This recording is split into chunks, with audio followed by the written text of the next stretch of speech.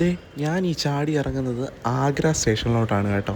ആഗ്രയിൽ നിന്ന് കേൾക്കുമ്പോൾ തന്നെ മനസ്സിലായി കാണും താജ്മഹലാണ് മെയിൻ. അപ്പം നമ്മൾ താജ്മഹൽ കാണാനാണ് വന്നേക്കുന്നത്. ആഗ്ര സ്റ്റേഷനിൽ നിന്നും താജ്മഹലിലേക്ക് വെറും 10 കിലോമീറ്റർ ഉള്ളൂ കേട്ടോ. അപ്പോൾ നമ്മളിപ്പോൾ ഒരു ഓട്ടോ എടുത്തിട്ടുണ്ട്. ഈ ഓട്ടോയ്ക്ക് 300 രൂപയാണ് കേട്ടോ ചാർജ്. അതായത് നമ്മൾ അവിടെ കൊണ്ടുവിട്ടിട്ട് തിരിച്ച് ഇവിടെ വരെ നമ്മളെ കൊണ്ടുവിടും. അപ്പോൾ നമ്മൾ അവിടെ നിന്ന് ഇറങ്ങുന്നതിനും വരെ ഈ ഓട്ടോക്കാരൻ അവിടെ വെയിറ്റ് ചെയ്യും കേട്ടോ. അപ്പോൾ ഈ വക സർവീസ് എല്ലാം ഇവിടെ അവൈലബിൾ ആയിരിക്കും.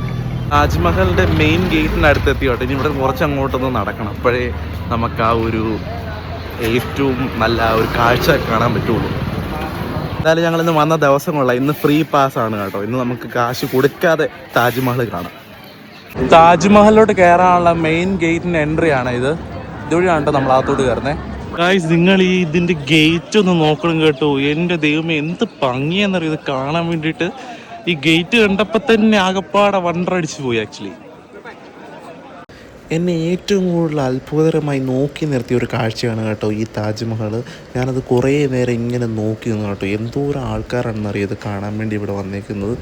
നോക്കിയപ്പോൾ ഏറ്റവും കൂടുതൽ മലയാളീസാണ് കേട്ടോ.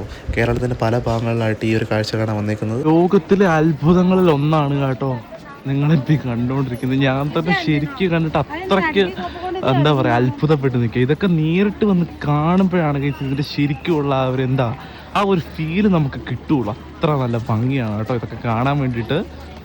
ഞാൻ എന്തായാലും താജ്മഹൽ ഒക്കെ ഒന്ന് കണ്ട് ആസ്വദിക്കട്ടെ. അപ്പോൾ നമുക്ക് മറ്റൊരു വീഡിയോ കാണുന്നതിനും വരെ എല്ലാവർക്കും tata bye bye, see U.